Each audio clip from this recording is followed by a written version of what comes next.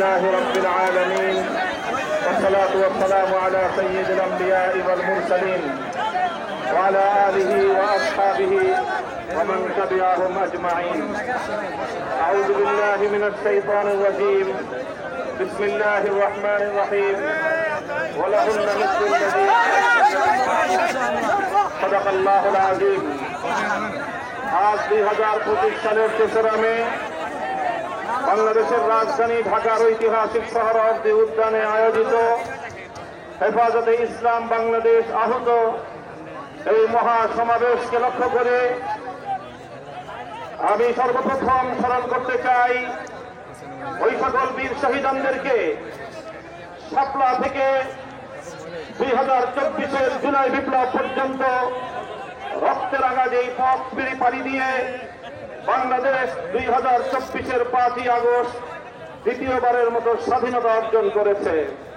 সেই স্বাধীন বাংলার মাটিতে দাঁড়িয়ে আমরা শপথে বাণী উচ্চারণ করতে চাই, রক্ত দিয়ে স্বাধীনতা এনেছি, প্রয়োজনে রক্ত দিয়ে সেই স্বাধীনতা আমরা রক্ষা করবো ইনশাআল্লাহ। স্বাধীন বাংলার মাটিতে দাঁড়িয়ে আমরা বলতে চাই, নারী সংস্কারের নামে আল্লাহর কোরআনকে, ইসলামকে যে কটাক্ষ করা হয়েছে, ধর্মীয় উত্তরাধিকার বিধান, পারিবারিক বিধানকে নারী পুরুষের মধ্যে বৈষম্যের প্রধান কারণ বলে আখ্যায়িত করে বিতর্কিত নারী বিষয়ক কমিশন এদেশের সংখ্যাগরিষ্ঠ মানুষের ধর্মীয় অনুভূতিতে আঘাত প্রদান করেছে। অনুভূতিতে আঘাত প্রদান করবার অপরাধে তাদের বিরুদ্ধে আমরা রাষ্ট্রের শাস্তিমূলক ব্যবস্থা দেখতে চাই। হেফাজতে ইসলাম বাংলাদেশ বলতে চায়, এই তথাকথিত পশ্চিমা ধ্যান ধারায় বিশ্বাসী বিতর্কিত নারীবাদীদের আদর্শ এবং দর্শন নয়, বরং হেফাজতে ইসলাম বাংলাদেশ ইসলাম প্রদত্ত আল্লাহর ঘোষিত নারীর ন্যায্য অধিকারে বিশ্বাসী।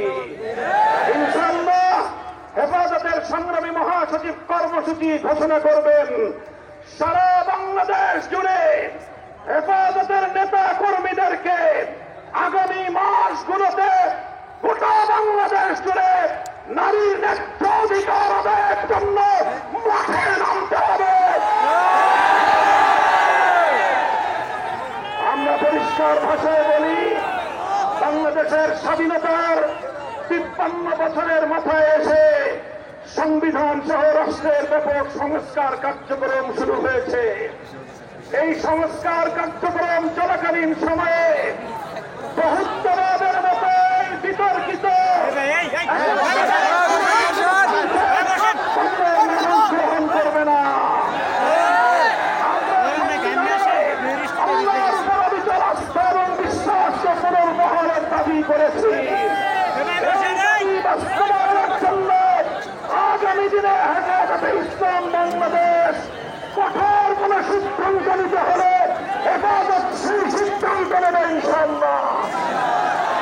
আমরা পরিষ্কার ভাষায় বলি, ডক্টর ইউনূস সাহেবের সাথে হেফাজতের কেন্দ্রীয় নেতৃবৃন্দ অনেকবার সাক্ষাৎ করে বিনয়ের সঙ্গে আবেদন করেছি, আমাদের বিরুদ্ধে ফ্যাসিবাদী আমলে দায়েরকৃত মিথ্যা মামলাগুলো প্রত্যাহার করেন।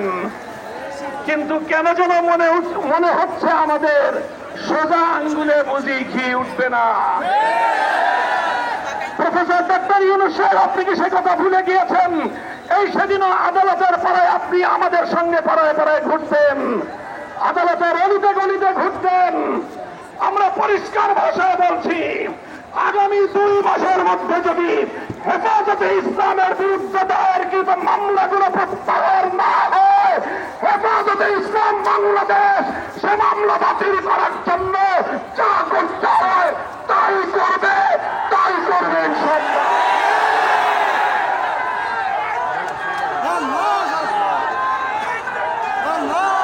আমরা পরিষ্কার ভাষায় বলছি, জঙ্গি নাটকের মামলা সাজিয়ে আল্লাহর নবীর প্রকৃত উম্মত, নবী প্রেমিক উম্মত যাদেরকে কারাগারের 4 ফ্লোরে বন্দী করে রাখা হয়েছে। যারা নবীর দুশ্মনদের বিপক্ষে পদক্ষেপ নিয়েছে তারা যেন উম্মতের কাছে হিরো, তারা যেন উম্মতের প্রশান্তি। সেই সকল কারাবন্দী মুসলিম নবী শ্রমিকদেরকে অবিলম্বে মুক্তি প্রদান করতে হবে। আমরা বলছি, আমরা ফিলিস্তিন ইস্যুতে গাজাবাসীর পক্ষে জায়নবাদী ইসরায়েলের আগ্রাসন এবং গণহত্যার বিরুদ্ধে গোটা বিশ্ববাসীর সঙ্গে আমরা সহমত। বাংলাদেশের মাননীয় সরকার প্রধান উপদেষ্টাকে আমরা বলি, আপনি আন্তর্জাতিক ব্যক্তিত্ব, বিশ্ব অঙ্গনে আপনি গাজাবাসীর পক্ষে ভূমিকা পালন করুন। সারা দুনিয়ার মানুষ গাজাবাসীর পক্ষে দাঁড়িয়েছে। সুদূর এই সবুজ বাংলার দপ্তর থেকে আমরা সংহতি জানিয়েছি, কিন্তু আমাদের একটা আরো বড় দায়িত্ব এবং কর্তব্য দাঁড়িয়েছে আজ আমাদের প্রতিবেশী রাষ্ট্র ভারতের মুসলমানদের পক্ষে আওয়াজ উচ্চারণ করা, তাদের পাশে দাঁড়ানো। মুসলমানদের নিপীড়িত জনপদ, রক্তস্নাত ভূষণ কাশ্মীর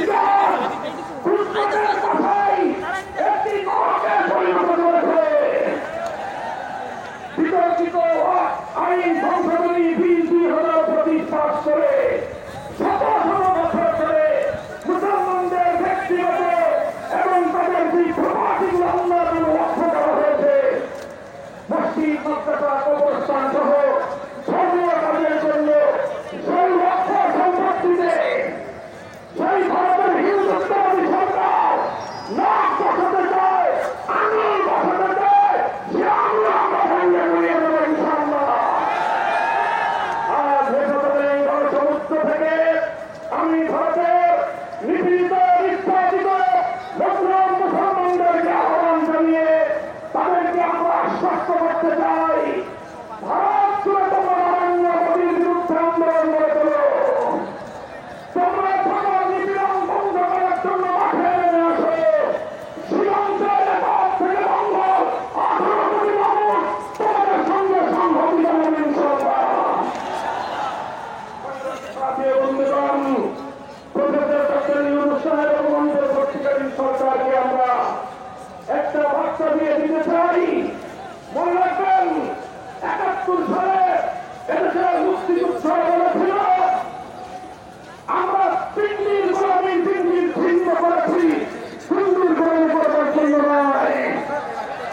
আজ 2024 জুলাইয়ের স্বাধীনতা সংগ্রামের পর আমি বলতে চাই, আমরা দিল্লির বাসিন্দার শৃঙ্খল থেকে মুক্ত হয়েছি, নিউ ইয়র্কের গোলামি করবার জন্য নয়। যদি বাংলাদেশকে ওয়াশিংটনের দাস পরিণত করবার কোন পায়তারা করা হয়, আর যদি হিউম্যানিটারিয়ান করিডোরের নামে আমার বাংলাদেশের বুকের উপর দিয়ে যদি বাংলাদেশের সার্বভৌমত্ব স্বাধীনতা হরণ করবার জন্য আমার স্বাধীন জনপদের 1 ইঞ্চি মাটি কেড়ে নেওয়ার জন্য যদি এই অপতৎপরতা চালানো হয়, চলমান এই অপতৎপরতা যদি বন্ধ না করা হয়, তবে আমি সারা দেশের দেশপ্রেমিক জনতাকে উদাত্ত আহ্বান জানাবো, যুদ্ধের প্রস্তুতি দাও।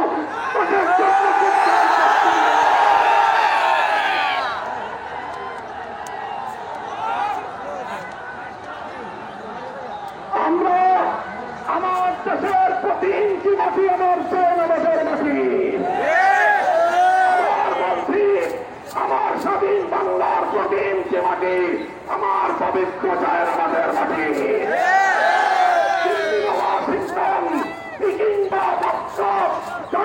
মাটির দিকে চোখ তুলে তাকাবে, আমরা তাদের বিরুদ্ধে পানি ধরে মাঠে নামবো ইনশাআল্লাহ। প্রিয় বন্ধুগণ, ফ্যাসিবাদী আওয়ামী লীগকে সন্ত্রাসী সংগঠন হিসেবে ঘোষণা করবার যে দাবি জানানো হয়েছে, মনে করবেন না এটা আমাদের দুর্বল কোন দাবি।